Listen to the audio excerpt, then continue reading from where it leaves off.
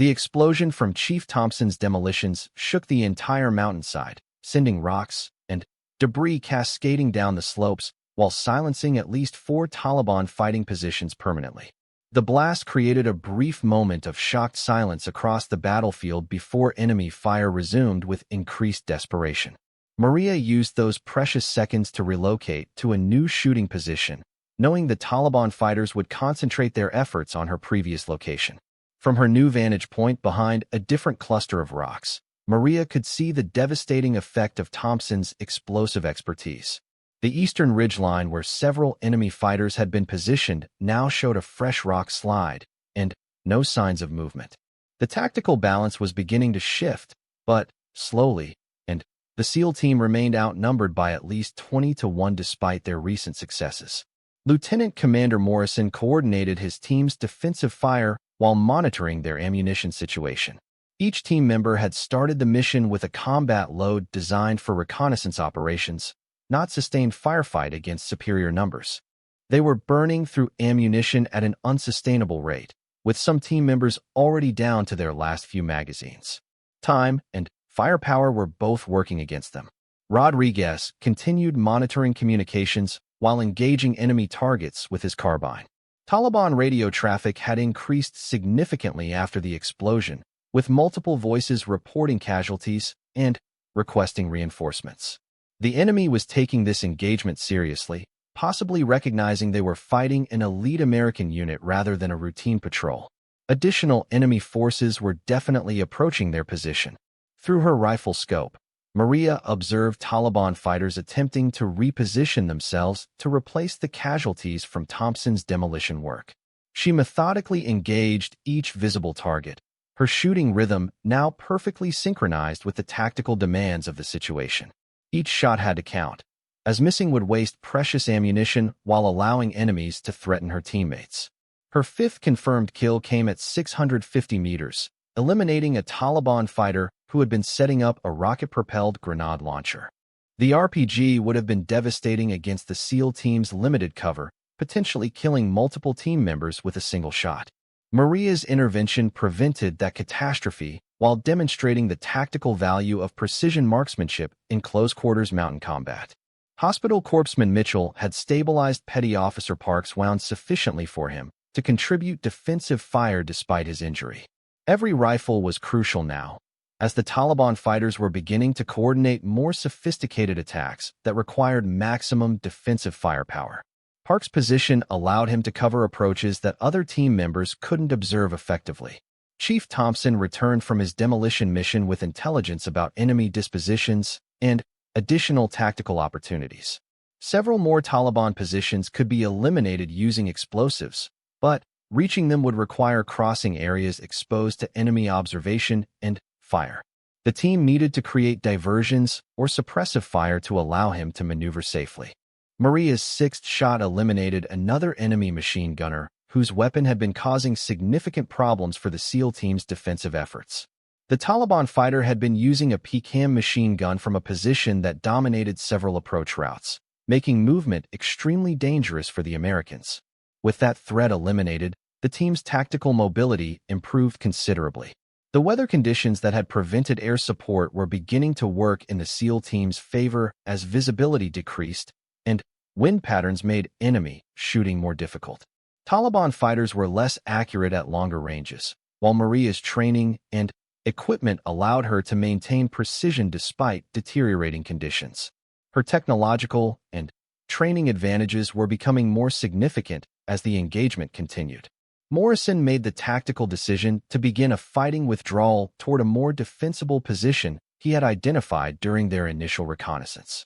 The current location offered insufficient cover against the enemy's numerical advantage, but a rocky outcropping approximately 200 meters upslope could provide better protection while maintaining fields of fire. The movement would be dangerous, but staying in place guaranteed eventual defeat. Rodriguez established communications with an AC-130 gunship that was attempting to reach their location despite weather restrictions. The aircraft was still 15 minutes away and might not be able to operate effectively in current conditions, but any air support would dramatically change the tactical balance. The SEAL team needed to survive those 15 minutes while maintaining their position for accurate fire support. Maria provided covering fire as Morrison and Thompson moved toward the new defensive position, engaging multiple Taliban fighters who attempted to prevent the tactical redeployment. Her shooting had to be both rapid and accurate, suppressing enemy fire while avoiding friendly casualties during the dangerous movement. The complexity demanded absolute concentration despite physical and mental exhaustion from prolonged combat. The Taliban fighters recognized the American withdrawal and attempted to overwhelm the remaining positions before the SEAL team could establish better defenses. Enemy fire intensified dramatically as fighters advanced from multiple directions, requiring Maria to prioritize targets based on immediate threat levels rather than convenience. Her 7th and 8th shots eliminated 2 fighters who had approached within dangerous range of Mitchell's medical position. Chief Thompson reached the new defensive position and began improving its fighting characteristics while providing covering fire for the remaining team members. His position offered better protection and improved fields of fire, but the movement had exposed the team to additional risks during the transition. Several Taliban fighters had used the opportunity to advance closer to American positions. Rodriguez and Mitchell began their movement toward the new position while Maria and Thompson provided suppressive fire. The tactical coordination required perfect timing and communication, as any mistakes could result in friendly fire incidents or allow enemy fighters to overrun isolated positions. Each team member understood their role completely despite the chaos and stress of combat conditions. Maria's 9th shot eliminated a Taliban sniper who had been engaging her from approximately 800 meters on the western ridgeline. The enemy marksman had been using a rifle with telescopic sights, making him particularly dangerous to the SEAL team's precision-dependent tactics. Eliminating the threat removed a significant capability from enemy forces while demonstrating Maria's superior training and equipment. The movement to the new defensive position was completed successfully despite intense enemy fire and several close calls. The improved position offered better cover and more effective fields of fire, but Taliban fighters had used the transition period to advance closer to American positions. The tactical situation remained desperate, with enemy numbers still overwhelming despite recent successes. Lieutenant Commander Morrison assessed their improved tactical situation while monitoring ammunition levels and casualty status. They had successfully eliminated at least 9 confirmed enemy fighters while suffering only 1 serious casualty, but ammunition was becoming critically low. The AC-130 gunship remained their best hope for survival, assuming weather conditions would permit effective operations. Maria observed Taliban fighters attempting to coordinate another assault on the SEAL team's new position. Enemy movements suggested they were preparing for a coordinated attack from multiple directions designed to overwhelm American defenses through sheer numbers. Her precision shooting would be crucial for disrupting enemy coordination and preventing tactical synchronization. Rodriguez reported that the AC-130 was encountering severe weather difficulties and might not be able to provide effective fire support. Backup extraction plans were being developed, but ground-based quick reaction forces remained more than an hour away. The SEAL team would need to continue fighting against overwhelming odds without guaranteed support. Chief Thompson identified several enemy positions that could be eliminated using his remaining explosives, but reaching them would require exposing himself to concentrated enemy fire. The tactical value of eliminating those positions had to be weighed against the risk of losing his demolitions expertise and additional firepower. Every decision carried life-or-death consequences for the entire team. Maria's 10th confirmed kill eliminated what appeared to be another Taliban leader attempting to coordinate enemy movements from a position on the southern ridgeline. The elimination of enemy leadership was having a cumulative effect on Taliban tactical coordination, with fighters becoming less organized and effective as their command structure deteriorated under precision fire. The tactical situation was evolving rapidly as both sides adapted to changing conditions and available resources. The SEAL team had demonstrated superior training and equipment advantages, but Taliban numerical superiority remained overwhelming.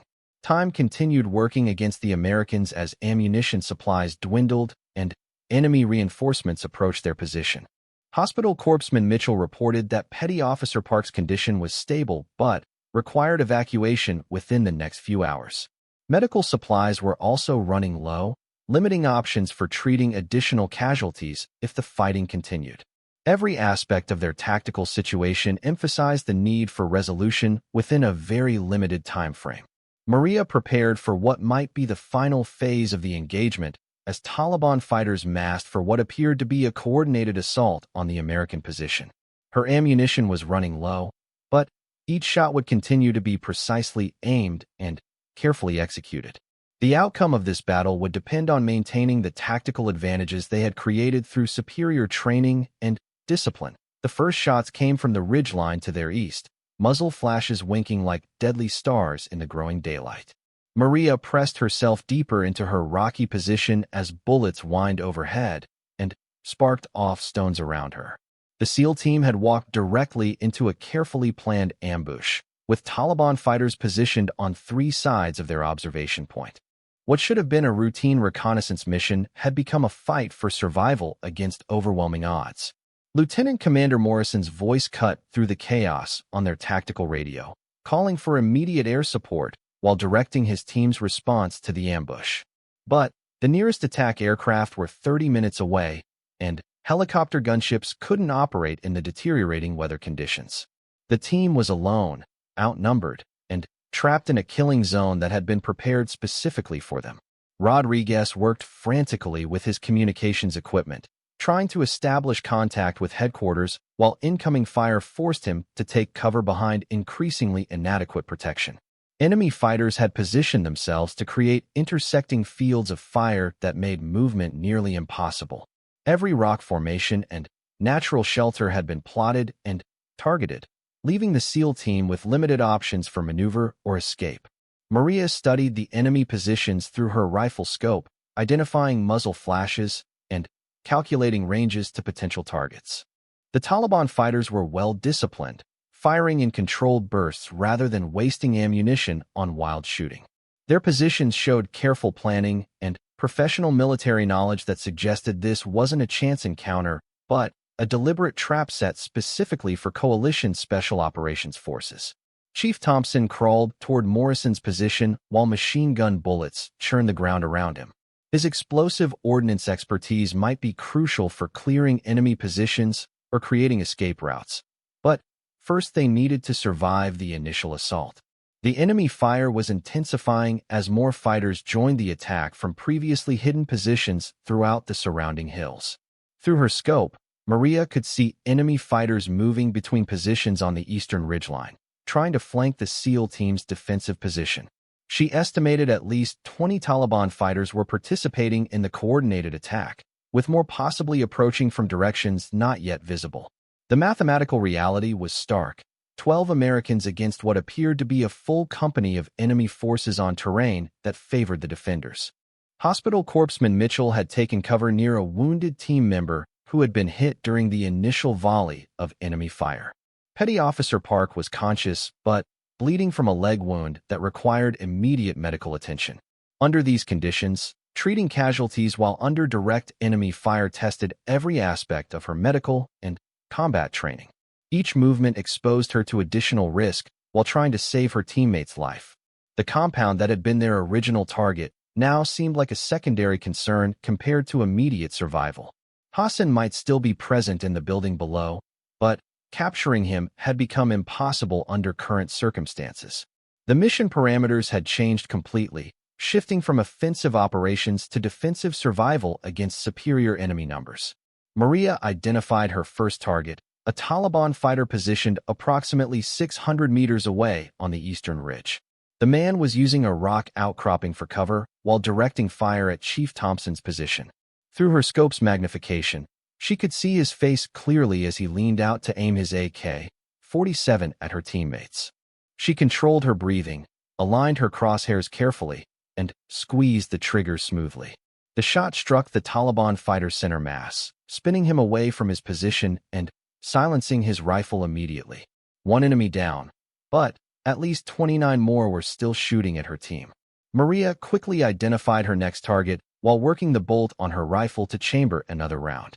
Speed and accuracy were both essential now, as her teammates' lives depended on her ability to reduce the enemy's firepower advantage. Rodriguez finally established communications with headquarters, reporting their situation and requesting immediate support. The response was devastating. Weather conditions had grounded all aircraft in the region, and ground-based quick reaction forces were more than 2 hours away. The SEAL team would have to hold their position or break contact without external support, against odds that made either option extremely dangerous. Lieutenant Commander Morrison made the tactical assessment that would determine their survival chances. The current position offered minimal protection against the coordinated enemy attack, but movement across open terrain under direct fire would likely result in additional casualties. They needed to reduce enemy numbers significantly before attempting to withdraw, which meant Maria's precision shooting had become their primary weapon against the Taliban's numerical advantage. Enemy fire intensified as Taliban fighters recognized the threat posed by Maria's accurate shooting. Several fighters began concentrating their fire on her position, forcing her to move between rock formations while maintaining her ability to engage targets effectively. The incoming bullets struck close enough to shower her with rock fragments, but she continued working methodically through potential targets. Her second shot eliminated a Taliban machine gunner who had been directing devastating fire at Rodriguez's communications position. The heavy weapon fell silent, providing a brief respite that allowed Rodriguez to complete critical radio transmissions requesting emergency extraction. Maria's shooting was beginning to have a noticeable impact on enemy effectiveness, but she needed to work faster to prevent her teammates from being overrun. Chief Thompson identified an opportunity to use his demolitions expertise against enemy positions. Several Taliban fighters had taken cover behind rock formations that could be collapsed using properly placed explosives. However, reaching those positions would require crossing open ground under direct enemy observation and fire. The tactical risk was enormous, but the potential benefit could shift the engagement's momentum. Maria provided covering fire as Thompson moved toward his target position, engaging multiple enemy fighters who attempted to prevent his approach. Her shooting had to be both fast and accurate, suppressing enemy fire while avoiding hitting her teammate, who was maneuvering dangerously close to Taliban positions. The complexity of the tactical situation demanded split-second decisions that could mean life or death for everyone involved. Hospital Corpsman Mitchell completed initial treatment on Petty Officer Park's wound, but his condition required evacuation to proper medical facilities within hours. The leg wound was serious enough to prevent him from moving effectively, which complicated any withdrawal plans the team might develop. They now had a seriously wounded teammate to protect while fighting against overwhelming odds in terrain that favored their enemies. The Taliban fighters demonstrated sophisticated tactical coordination, with some elements providing covering fire while others attempted to maneuver into flanking positions. Their movements suggested professional military training rather than the guerrilla tactics typically associated with insurgent forces. This level of organization indicated the ambush had been planned specifically for coalition special operations teams. Maria's third and fourth shots eliminated 2 more enemy fighters who had been advancing on Thompson's position. Her shooting rhythm was finding its pace, with each shot carefully aimed and precisely executed despite the chaos and stress of combat. Years of training were paying dividends as muscle memory and mental discipline overcame the natural human tendency toward panic under extreme stress. Morrison realized their tactical situation was becoming increasingly desperate. Enemy numbers seemed to be growing as additional Taliban fighters arrived to join the ambush. Weather conditions were preventing air support, ground reinforcements were hours away, and his team was running low on ammunition for a sustained firefight. They needed to break contact soon or risk being completely overrun. Rodriguez reported that headquarters was exploring options for emergency extraction, but helicopter operations remained impossible due to cloud cover and high winds. The team might be on their own for several more hours, which meant they needed to find a way to survive against odds that were becoming more overwhelming with each passing minute. The mathematics of combat were working against them in every possible way. Maria identified a Taliban fighter who appeared to be coordinating enemy movements from a position on the western ridgeline. Eliminating this apparent leader could disrupt enemy tactical coordination and provide her team with opportunities to improve their defensive position or begin withdrawal operations. The range was challenging at nearly 700 meters, but the target's importance justified the difficult shot. She adjusted her scope settings for the increased distance and crosswind that had developed as weather conditions continued deteriorating. The shot would require perfect technique and a degree of luck that accurate shooting sometimes demanded. Through her scope, she could see the enemy leader pointing toward different positions while apparently issuing orders to his fighters. The Taliban commander presented a clear target for exactly 3 seconds before taking cover behind a large boulder. Maria's shot struck him as he moved, the bullet impacting center mass and eliminating what appeared to be a key figure in the enemy's tactical coordination.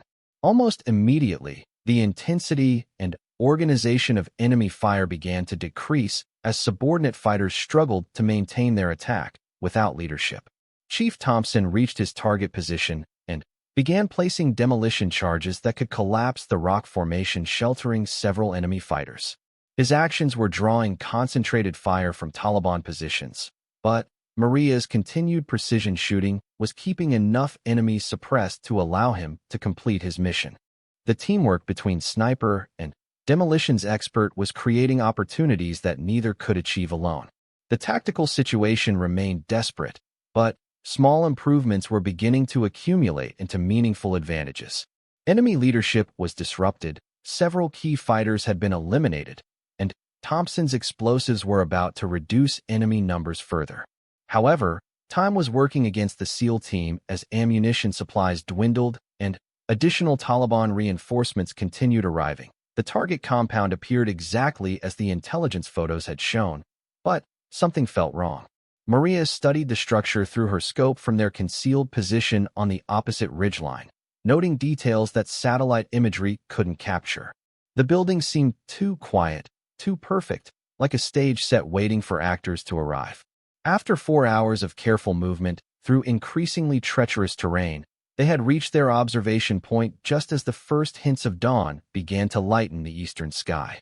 Lieutenant Commander Morrison spread his team across the ridgeline in positions that provided overlapping fields of fire while maintaining concealment from the compound below. Maria established herself behind a cluster of rocks that offered excellent protection and a clear view of the target area. Her rifle rested on a small bipod, stable and ready for precise shooting if the situation demanded it. The distance to the compound measured exactly 847 meters according to her rangefinder, well within her effective engagement range.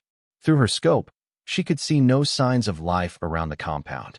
No guards walked the perimeter, no smoke rose from cooking fires, no vehicles sat parked nearby.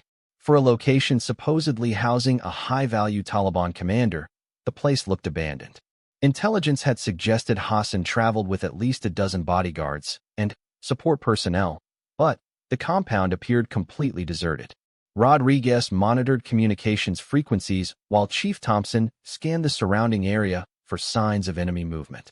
The radio intercepts that had led to this mission had been specific about Hassan's location and timing, but now those intercepts seemed questionable. Either their intelligence was wrong, or they were looking at an elaborate deception designed to lure coalition forces into a carefully prepared trap. Hospital Corpsman Mitchell positioned herself where she could provide medical support to any team member while maintaining observation of potential escape routes. Her medical training extended beyond treating wounds to include recognizing signs of ambush and tactical deception. The current situation displayed several indicators that concerned her, including the absence of normal civilian activity in an area that should have shown signs of daily life. Petty Officer Park used his surveillance equipment to photograph the compound and surrounding area, documenting details that might prove important during mission debriefing. His cameras captured images in multiple spectrums, revealing heat signatures and other indicators invisible to the naked eye. The thermal imaging showed the compound's buildings retained heat from the previous day, suggesting recent occupation, but no current heat sources indicated human presence. As the sun climbed higher, shadows shortened, and concealment became more challenging. The team's position offered excellent observation, but limited protection if enemy forces had spotted them during their approach. Mountain warfare favored defenders who knew the terrain, and Taliban fighters had years of experience using these same hills to ambush coalition patrols. Every minute they remained in position increased their risk of detection and retaliation. Morrison made the decision to proceed with the reconnaissance mission despite the suspicious circumstances. Intelligence had been reliable in the past, and Hassan's capture remained a high priority for regional security. The team would observe the compound for 2 more hours before deciding whether to call in additional support or abort the mission. Every option carried significant risks that could affect not just this operation, but future missions in the area. Maria adjusted her position slightly to maintain comfort while preserving shooting accuracy. Long-range precision shooting required absolute stability, which meant remaining motionless for extended periods despite cramped positions and physical discomfort. She had trained extensively for such situations, learning to control breathing, heart rate, and muscle tension while maintaining perfect sight alignment on potential targets. 30 minutes into their observation period, movement caught Maria's attention near the compound's eastern wall. A figure appeared briefly in a doorway before disappearing back inside the building. The person moved with the careful deliberation of someone aware of being watched, suggesting they knew about the SEAL team's presence. This first sign of life in the compound triggered a cascade of tactical decisions that would determine the mission's outcome. Rodriguez immediately reported the sighting to headquarters while scanning radio frequencies for increased enemy communications. If Taliban forces knew about the SEAL team's location, they would likely coordinate a response using handheld radios or cell phones. Any spike in communications activity could indicate approaching enemy reinforcements or preparation for an attack on the observation position. Chief Thompson began identifying potential withdrawal routes while watching for signs of enemy movement on the surrounding ridgelines. Taliban tactics often included allowing reconnaissance teams to establish positions before surrounding them with superior numbers. The current terrain offered limited escape options, with steep slopes and exposed areas that would be difficult to traverse under enemy fire. Lieutenant Commander Morrison faced a critical decision. The mission could proceed as planned with the assault team moving to capture Hassan, or they could withdraw immediately to avoid a potential ambush. Intelligence suggested Hassan was present, but the tactical situation had become increasingly dangerous. Radio communication with headquarters would provide additional guidance, but the final decision rested with the team leader on the ground. Maria continued observing the compound while the team prepared for either assault or withdrawal. Her role remained crucial regardless of the decision, as her accurate shooting might be needed to provide covering fire during either scenario. She identified several potential target areas where enemy fighters might position themselves, calculating ranges and wind effects that could influence shot placement. The figure appeared again, this time remaining visible long enough for positive identification. Through her scope, Maria could see facial features that matched photographs of Ahmad Hassan from their mission briefing. The high-value target was definitely present in the compound, validating the intelligence that had led to this operation. However, his visible presence could also indicate confidence in defensive preparations that made capture extremely dangerous. As Morrison prepared to radio headquarters with confirmation of the target's presence, Rodriguez detected increased radio traffic on frequencies commonly used by Taliban forces. The communications were coded, but their timing and frequencies suggested coordination of military activities in the immediate area. Enemy forces were responding to something, possibly the SEAL team's presence or preparation for their own planned operations. The tactical situation was deteriorating rapidly. What had begun as a straightforward reconnaissance and capture mission was evolving into something far more complex and dangerous. The team found themselves positioned between a confirmed high-value target and unknown enemy forces that might have prepared an ambush. Every decision from this point forward would have life or death consequences. Maria noticed additional movement around the compound as more figures appeared in doorways and windows. The building was definitely occupied by multiple individuals, confirming intelligence estimates of Hassan's security detail. However, The sudden increase in visible activity suggested they were preparing for something, possibly an attack on the SEAL team's position or evacuation from the compound. Through her scope, she observed one figure pointing toward their ridgeline position. Either their concealment had been compromised, or enemy scouts had detected their movement during the night approach.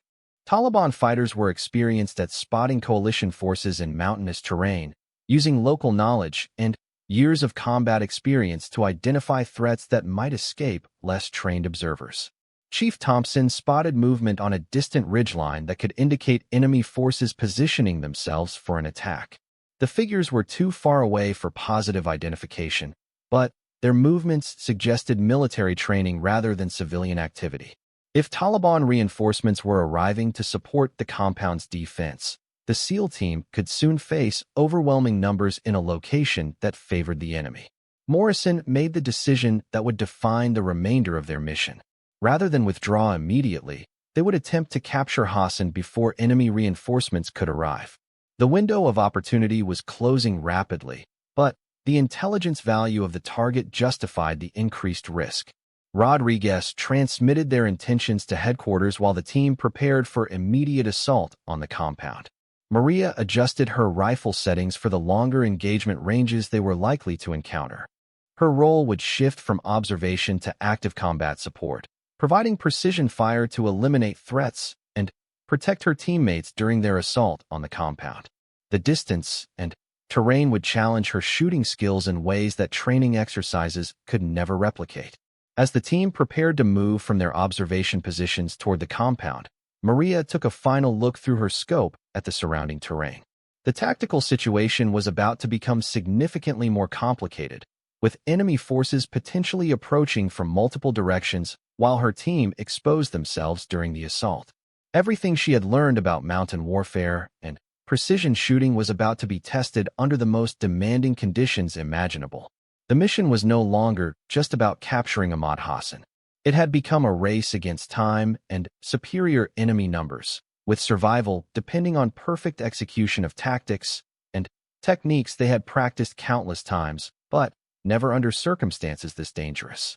Maria whispered a quick prayer and prepared to follow her teammates into whatever waited for them in the valley below. The helicopter blades cut through the thin mountain air like angry wasps, their rhythm the only sound breaking the pre-dawn silence over Afghanistan's Kunar province. Staff Sergeant Maria Santos adjusted her gear one final time, checking her rifle with the methodical precision that had kept her alive through 3 combat deployments. The CH-47 Chinook carried 12 souls into the darkness, but Maria knew that not all of them might make it home. Team leader Lieutenant Commander Jake Morrison studied the mission briefing on his tablet, the blue glow illuminating his weathered face. The intelligence was clear, but concerning. High-value target Ahmad Hassan, a Taliban commander responsible for coordinating attacks against coalition forces, was reportedly hiding in a remote compound nestled between 2 ridgelines. The terrain was brutal, the enemy presence unknown, and extraction would be challenging. It was exactly the kind of mission that could go wrong in 100 different ways. Maria had earned her place on this elite team through years of proving herself in a world dominated by men. Growing up in East Los Angeles, she had learned to shoot with her grandfather, a Korean War veteran who taught her that precision wasn't just about hitting targets. It was about saving lives. Every shot had to count. Every decision had to be perfect. When she joined the military at 18, she carried those lessons with her, along with a determination that surprised even her instructors. The other team members respected her skills, though some had initially questioned whether a woman belonged on such dangerous missions. Petty Officer First Class Danny Rodriguez, the team's communications specialist, had been skeptical until he witnessed Maria's shooting during training exercises. She could put 3 rounds through the same hole at 500 yards in conditions that would challenge seasoned snipers. More importantly, she remained calm under pressure when others might panic. Chief Petty Officer Mike Thompson, the team's explosive ordnance specialist, checked his equipment while stealing glances at the mission map. The target compound sat in a valley surrounded by elevated positions that offered excellent overwatch opportunities for enemy fighters. If they were walking into a trap, those hills would become shooting galleries with the SEAL team as targets. He'd been on enough missions to know when something felt wrong, and this one had all the warning signs. As the Chinook approached the landing zone, the pilot's voice crackled through their headsets. The weather was changing rapidly, with cloud cover moving in from the west. Their window for air support would be limited if things went bad. The extraction helicopter would have difficulty navigating the mountains if visibility dropped further. Every variable was working against them, but the mission had to proceed. Maria felt the familiar pre-combat calm settling over her mind. She had developed rituals over the years that helped focus her thoughts and steady her nerves. She touched the small cross her grandmother had given her, whispered a brief prayer, and ran through her equipment checklist one more time. Her rifle was clean and ready, her ammunition properly sorted, her scope calibrated perfectly. Everything she could control was perfect. Everything else would depend on training, teamwork, and a little luck. The team consisted of specialists carefully chosen for their skills and experience. Besides Maria, Rodriguez, and Thompson, there was Hospital Corpsman Second Class Sarah Mitchell, whose medical expertise had saved lives on previous missions. Petty Officer Second Class Kevin Park handled intelligence gathering and surveillance. The others were seasoned operators who had worked together for months, building the trust and communication essential for special operations success. Lieutenant Commander Morrison gathered his team for final instructions as the helicopter began its descent.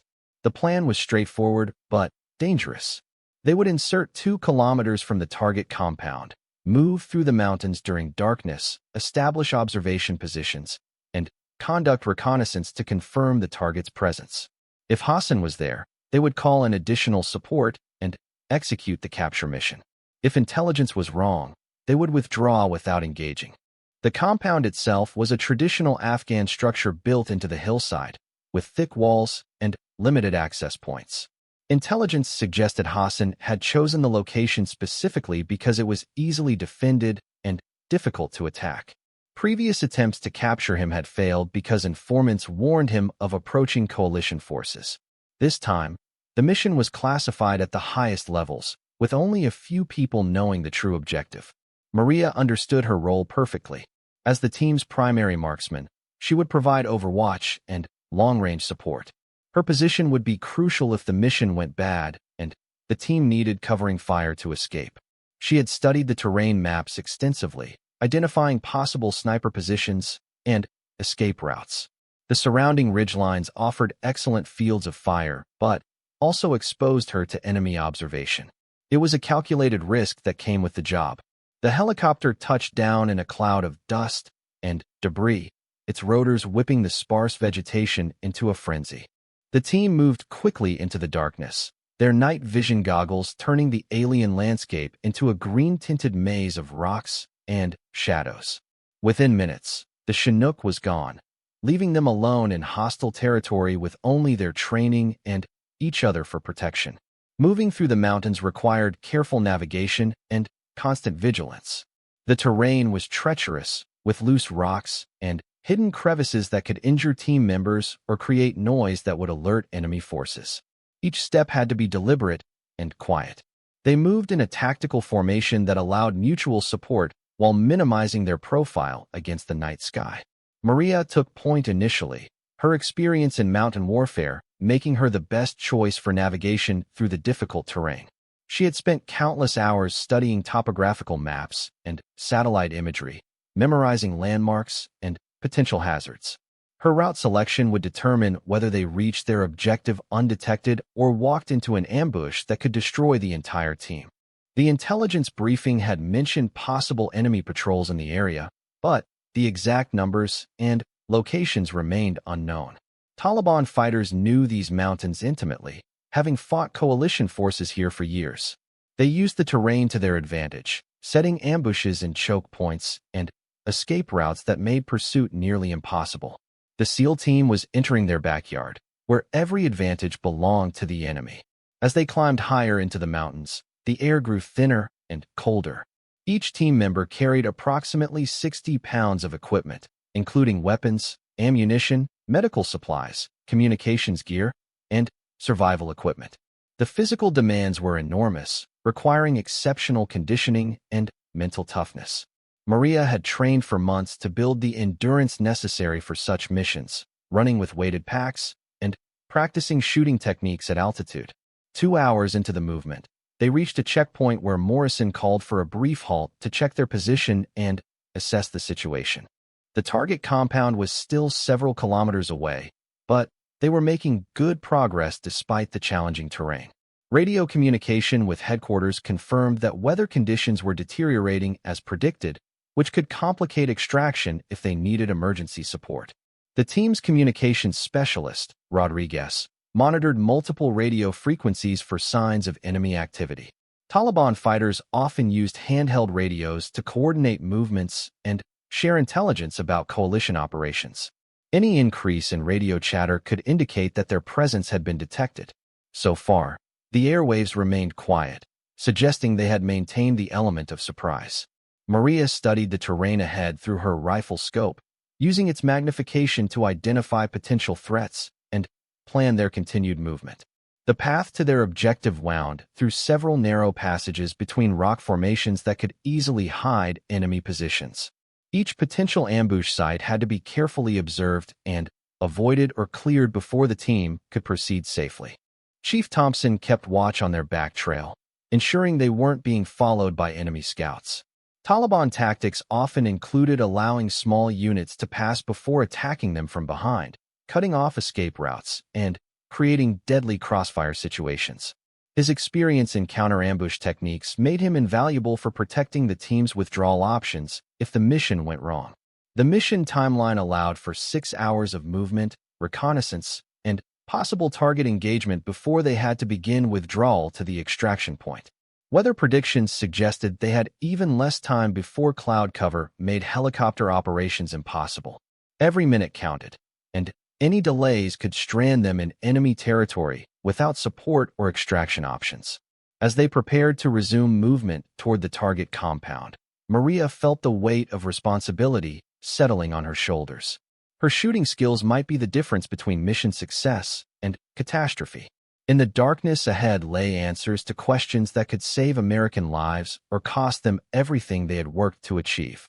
The mountains held their secrets tightly, and it would take everything she had learned to unlock them in the mountains of Afghanistan, where silence can mean the difference between life and death. Staff Sergeant Maria Santos pressed her eye to the scope. 30 Taliban fighters had her SEAL team surrounded in a valley that had become their tomb. The radio crackled with desperate voices, ammunition was running low, and shadows were closing in from all sides. But Maria had something the enemy didn't expect. Years of training had made her more than just another soldier. She had become death itself, precise and unstoppable. As bullets whistled past her position, she steadied her breathing and whispered a prayer her grandmother had taught her. What happened next would be talked about in military circles for years to come.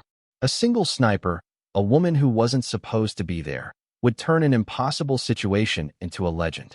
This is the story of how one person's skill, courage, and refusal to give up saved an entire SEAL team and changed the course of a mission that should have ended in disaster.